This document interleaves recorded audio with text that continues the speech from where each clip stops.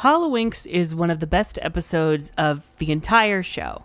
A Halloween-themed episode where the Winx attend a party in Gardenia, unfortunately hosted by the infamous Mitzi. Now, as a bitch who adores holiday-themed episodes of shows, especially Halloween ones that are a bit more spoopy, I am a Hallowinx stan through and through. So today we're going to talk about why this episode is so great, partially inspired by, the fact it's almost Halloween, and also by the fact that Lola invited me to talk about it on the Winx Forever podcast. More on that later, and also links in the description. In case you don't know me, ciao! I'm Thomas, aka the Unicorn of War, and I make video essays, commentaries, and other videos on media I enjoy, namely animated media. I talk about Winx Club, Avatar The Last Airbender, Fairy Tail, Taylor Swift, and more. If that all intrigues you, then be sure to subscribe and ring that bell for notifications because YouTube hates creators. I also have exclusive content over on my Patreon page. $1 patrons get access to the private Union of War Discord server, their usernames in the credits of videos,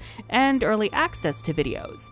$5 patrons get access to writing critiques up to 5,000 words and quarterly Q&A videos on whatever I'm up to. $10 patrons get exclusive patron-only content, content requests, and monthly livestream hangouts. And $20 patrons get updates on my writing projects, signed copies of my novels, DM me on Patreon for mailing details, and soon exclusive audiobook chapters of my books. Now, Lola and I talked about both this episode and the Hallowinx comics over on the Winx Forever podcast, and we had so much to say it is apparently spanned across 2 podcast episodes. So if that sounds fun to you, be sure to give the episodes a listen. The Winx Forever podcast is both on YouTube and Spotify, so it's up to you how you want to listen. Now, without further ado, let the spoopiness begin.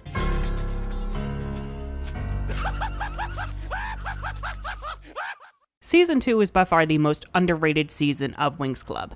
It's a very character-driven season where more effort is put into character writing and dynamics, specifically to flesh out most of the characters who didn't get much to work with in the first season. Most of this effort goes into the rest of the Winx Club besides Bloom and Stella. With Lord Darkar as a more distant threat, it gives time for one-off episodes for the characters to have a bit of fun without being chained to the plot. There's specifically a stretch of episodes from episodes 13 to 16 where Darkar and his quest for the Codex aren't really touched upon, with episode 16 being the Halloween episode. This kind of episode could not have worked in season 3, where every episode is somehow tied into the overarching plot with Valtor stealing the spells of the magic dimension. Not to mention the unique setup for the series makes the idea of a Halloween episode much more interesting. Most of the show takes place in the magical dimension, where magic is, you guessed it, commonplace. And there's no need for the girls to have to hide their magical identities like most other shows with magical protagonists. That actually makes them quite intrigued when they hear about the holidays and traditions of Earth.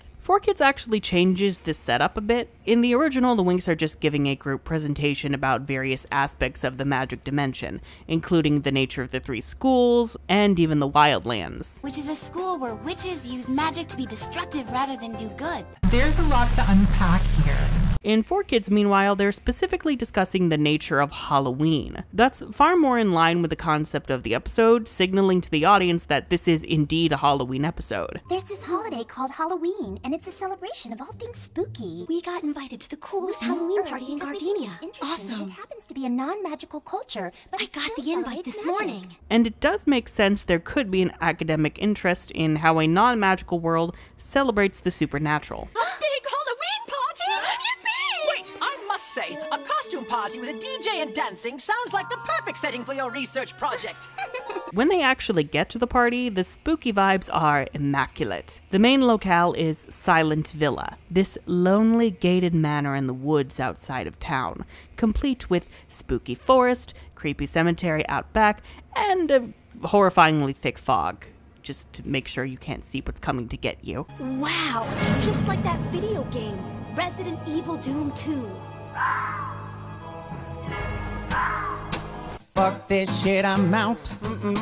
Fuck this shit, I'm out. No thanks. It's your typical creepy haunted villa that serves as the perfect setting for this episode, both for the story about the alleged ghosts haunting the place, and also for the characters, who are a bunch of teens who would definitely want to use this place for their Halloween party. There's also some spooky energy going on with a talking cat knowing Flora by name, who also shares a voice in Cinnalum with both Whizgiz and Dumon, so place your bets on who this is. Hello, Flora.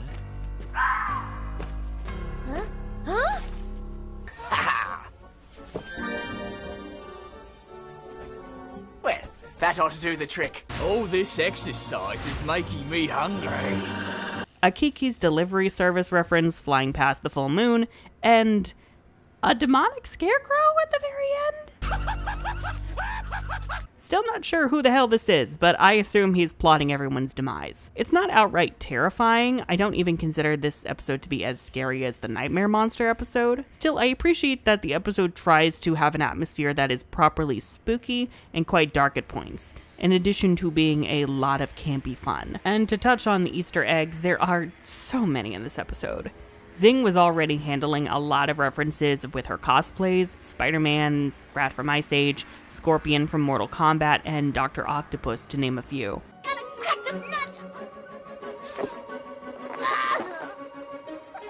How could this happen to me? I made my mistake. It's clear the people making this show were nerds who wanted to have little nods to media they enjoyed. Though I'm still not entirely sure with how they legally got away with this. I don't know how copyright law really handles this, especially not Italian copyright law. Whatever the case, I'm honestly impressed with the number of Easter eggs that they managed to fit in with everyone's Halloween costumes. We've got Kenny from South Park, but in yellow for some reason. Is that a costume? Hey, I'm the real one. This one's kind of hard to explain, Lockett. I don't get it. He's just cursed. Oh my god, he's so cursed. Chernabog from Fantasia, Freddy Krueger from Nightmare on Elm Street, Darth fucking Vader. I'm in a really, really bad mood today. Everyone has a dark side. And many more that I did not recognize until Lola pointed them out to me. It's honestly kind of wild seeing your friendly neighborhood Spider-Man delivering earwax-flavored pumpkins to Musa. Who are you? Just your friendly neighborhood cake delivery guy. Here you go. Enjoy. And then having Freddy Krueger offer one on his razor-sharp claws, only for Musa to be completely unbothered. Which pumpkin would you like? This one here? What an icon. I feel like if Bloom has shown them horror movies, she hasn't gotten to that one yet. Oh dear. Mitzi, she's a mess, but you know what? Sometimes childhood bullies and nemesis never changes people. You ruined my entrance. You were supposed to play my signature song. It's the most beautiful girl in the world. You fool. She's still clinging on to narratives of Bloom as a loser to belittle so that she can feel superior. The 4Kids Dub's running gag of Mitzi saying Bloom is in reform school is honestly wild, and I love every minute of it. I know you all go to reform school, but try to dress nice tonight. Not to mention their addendum of Mitzi dressing as a goth supermodel from the future because, like, girl, the way that no one would get that. What are you supposed to be exactly? Duh, I'm a goth supermodel from the future. You just made that up. But she's in such delulu that she thinks her perfect vision is obvious to all. I absolutely love this. Real talk, Mitzi is the perfect antagonist for this episode. The three sisters could be the tricks. But then again, why would they ever go to Gardenia? Flashback. Electric booty kick! Without the tricks, the episode can remain low stakes, letting the girls have a bit more fun without actually having to worry about them being in danger or having to advance the plot. Mitzi's not outright evil or villainous, but she is petty and vindictive, and so it makes sense to have the conflict be a prank that she's set up to mess with Bloom and her friends. Go get 'em. Now we get onto the best part of the episode, the tale of the four sisters. It's first foreshadowed by Jolly, Livy's sister and the Pixie of Fortunes. Jolly uses tarot cards to predict the future. In the process, she foretells doom befalling the Winx during their party, with one of the cards depicting 3 ominous sisters heralding disaster. The 3 sisters will appear and totally ruin the party. The story is a bit different between versions. In the original, the youngest sister was murdered when someone tried to demolish the house.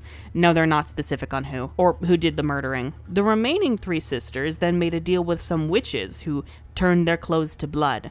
I'm imagining maroon dresses made of human flesh because Silent Hill has ruined me. And should the 4th sister ever return, she will bring doom with her petrifying gaze. She has blood-red eyes, wears a bone-white mask, and a dreary dress. They say her gaze is petrifying, and whoever looks her in the eye is all but doomed. You know, it's a bit vague. The pieces are there, but I don't think y'all finished writing this. This feels like a draft. 4Kids adds a bit more detail to the story, with the house itself seeming to be haunted, as it falls apart every time the sisters try to renovate or rebuild it. The house was built by these sisters who lived here together. The house fell apart, and they had to rebuild it. But every time they did, it would just fall apart again. It sounds like an evil haunting spell, if you ask me. I love the mention from Tekna of haunting spells. Definitely want more of that. The sheriff is the one who tried to move the sisters out of the house. The youngest one remained and apparently disappeared. No one knows why. Her older sisters return every Halloween to search for her ghost. And to make matters worse, they select one person to disappear, likely taking them back with them from wherever they came, with the 4th sister taking the first person who looks her in the eye. They pick someone out and they make that person disappear forever. The little sister's the one who does it. She takes the first person that looks her in the eye. Don't mind me, I'ma just grab my stuff and leave. Excuse me, please. Nope, no thank you. No fucking thank you. There's a lot more specifically to the 4Kids version of the story that makes it more engaging to follow. The presentation of the sisters is equally freaky, with tall, slender figures dressed in flesh-colored drapery, and spindly black hair falling over their pale, inhuman faces. It's just a little old garden rake. Where's our sister? I don't know. They're very much giving Samara from The Ring or that creepy lady from The Grudge very J-horror hours. I also love their comments from the Cinelume dub, where they continually describe their sister as wearing a bone-white mask and a dreary dress, and her face is crawling with maggots. Her eyes are red, red like blood. Her face is crawling with maggots, crawling with maggots. Whoever is touched shall also perish, perish horribly. Her face is crawling with maggots. Like, oh, God, that's gross. Nasty. She should see a doctor for that. Is there universal healthcare in the afterlife? The only real issue here is why the Winx didn't bust out their magic against the ghosts. You could argue it's because they're not allowed to use magic on Earth. Come on, it's just a pumpkin. On and up and on and... Stella, we're not supposed to use magic on Earth. Besides, you're spoiling the element of surprise. But still, you'd think this would classify as an emergency. Then again, thank God they didn't. Not only would they have exposed the existence of magic, but they also would have likely, you know, killed the girls posing as the sisters. But it does make me wonder what it would be like if the Winx had fought actual ghosts. Who are you gonna call? Winx Busters? Stella clocks the truth a little bit differently between versions. In the original, Stella figures it out by how Mitzi carries herself. Mitzi! Just look at the way she carries herself. It's a joke. Oh, you are a witch. I see. She does have a maggot face. Whereas in 4Kids, it's her perfume. They established this early on, with the girls clocking Mitzi's shitty perfume when she drives by in Gardenia. That is your friend? Her attitude stinks as much as her perfume. That's her. This comes back later, with Stella recognizing that same perfume as the 4th sister approaches. You can smell her perfume a mile away. She wears way too much fragrance. Big faux pas. Faux pas, you loser. Mitzi still gloats, glad she managed to scare the Winx, only to piss her own pants when the seemingly real 4th sister appears behind her. Hey, isn't that the 4th sister? Oh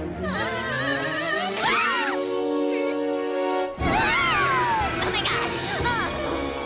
In truth, it's just the Pixies floating beneath a bedsheet dressed as the 4th sister, and it works because the Pixies are invisible to Earthlings. I actually really appreciate the Pixies' presence throughout the episode. Even though planet Earth may not be magical, they do have witches. They just call them Mitzies.